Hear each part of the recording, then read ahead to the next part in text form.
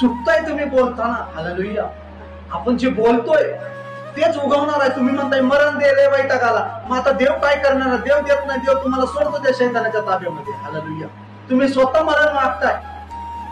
Hallelujah, प्रभू येशू या जगामध्ये कशासाठी आला?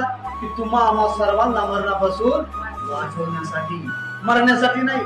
मागच्याच रविवार सांगितले की सगळ्या वचनामध्ये येशूने म्हणला मी प्रकाश आहे, प्रभू येशू म्हणला मी जीवन आहे, प्रभू येशू म्हणला मी भाकर आहे, प्रभू येशू म्हणला मी तारण आहे. पण येशूने कधी म्हणलं नाही की मरण आहे.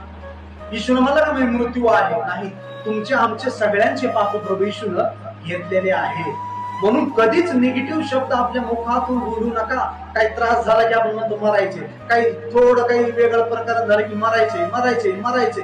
हालेलुया, म्हणून वचन सांगत आहे तुम्ही परिपूर्णतेपर्यंत जात नाही. कारण हेच आहे की आपण बोलण्यात जर चुकतो, हालेलुया म्हणा, हालेलुया, जर बोलण्यात आपल्या चुका होतात तर मग आपल्या गडबड होणार आहे, परिपूर्णतेकडे आपण जाणार नाही. किती जणाला परिपूर्ण व्हायचे? हालेलुया, परिपूर्णतेकडे जायचे. परिपूर्णतेकडे गेलो, हालेलुया, तर आपण आशीर्वाद घेणार आहे. एक वचन वाचा, स्तोत्र 143:2 वाचा. बहीण भाऊ काय करतो? देव